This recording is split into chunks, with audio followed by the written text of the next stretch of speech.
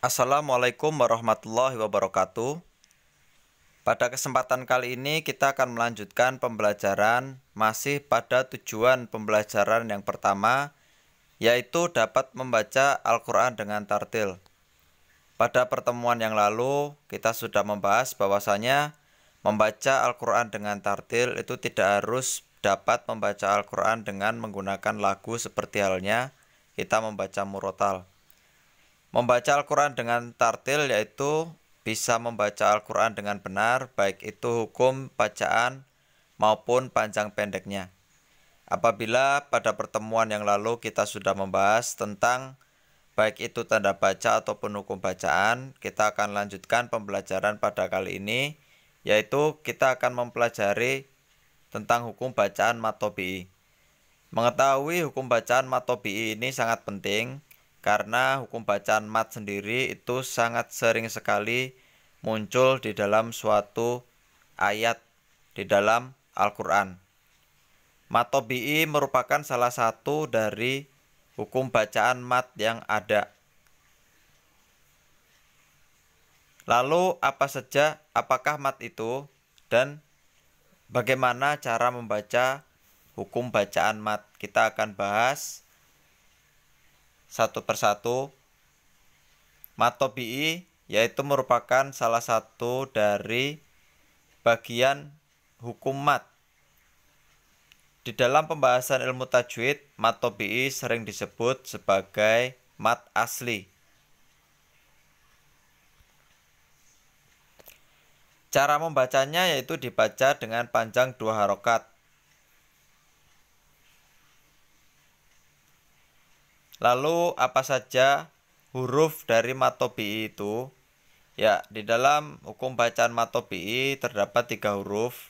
Huruf yang pertama yaitu huruf alif, di mana alif di dalam suatu ayat ini tidak ada harokat fathah ataupun kasroh ataupun domahnya, sehingga hanya huruf alif saja tanpa harokat apa-apa. Ini merupakan huruf mad. Sebagai contoh, di gambar yang pertama ada huruf koh dengan tambahan alif. Ini kita baca panjang 2 harokat sehingga bacaannya menjadi kola. Kemudian di contoh yang kedua ada huruf mim, di mana dia mendapatkan tambahan alif. Ini juga mad tobi'i, kita baca panjang 2 harokat sehingga menjadi kalimatin. Ya. Huruf yang kedua di dalam mad tobi'i yaitu wawu sukun atau wa mati. Sebagai contoh, di sini setelah huruf K, di contoh yang nomor 1 setelah huruf K terdapat wawu sukun. Cara membacanya ya as-sukun. Di contoh yang kedua, ini setelah huruf ba ada wawu sukun, sehingga dibaca panjang 2 harokat sehingga menjadi kadzabun. Di contoh yang nomor 3, ini ada wawu sukun setelah huruf sa dhammah, sehingga kita membacanya al-maqsul, dibaca panjang 2 harokat. Kemudian huruf yang ketiga, huruf mad tobi'i yang ketiga yaitu huruf ya sukun. Contoh, setelah huruf ba ini ada ya sukun sehingga dibaca panjang 2 harokat sehingga menjadi bi. Contoh yang kedua li. Kemudian di contoh yang ketiga ada mi dan sebagainya. Itu tadi adalah ketiga huruf mad tobi'i yang ada di dalam Al-Quran. Berikutnya ada ketentuan di dalam hukum mad tobi'i. Ketentuan di sini adalah apabila kalian menemukan ketiga huruf mad tersebut di dalam Al-Quran, belum tentu itu adalah mad tobi'i. Ada beberapa hal yang bisa membuat hukum mad tobi'i ini tidak berlaku atau ketiga huruf tadi tidak menjadi hukum bacaan mad tobi'i.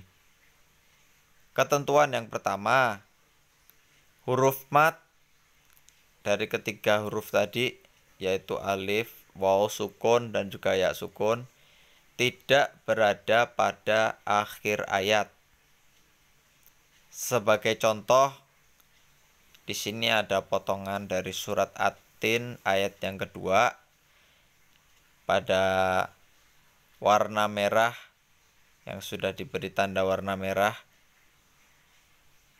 Ini terdapat ya sukun, tetapi bukan mat tobi'i, melainkan menjadi mat wajib dan dibaca panjang 5 harokat, sehingga menjadi waturisinin 5 harokat.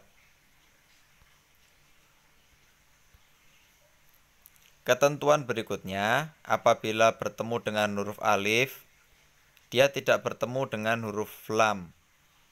Karena apabila bertemu dengan huruf lam, hukum bacanya menjadi alif lam, baik itu alif lam samsiah atau alif lam komariah. Sebagai contoh pada potongan ayat berikut, setelah huruf mim terdapat tanda ataupun terdapat huruf alif, tetapi huruf mim di sini tidaklah dibaca panjang 2 rakaat, melainkan langsung masuk ke huruf sa, karena hukum bacanya menjadi alif lam samsiah, sehingga kita membaca wa ammasya, ya, tidak dibaca panjang.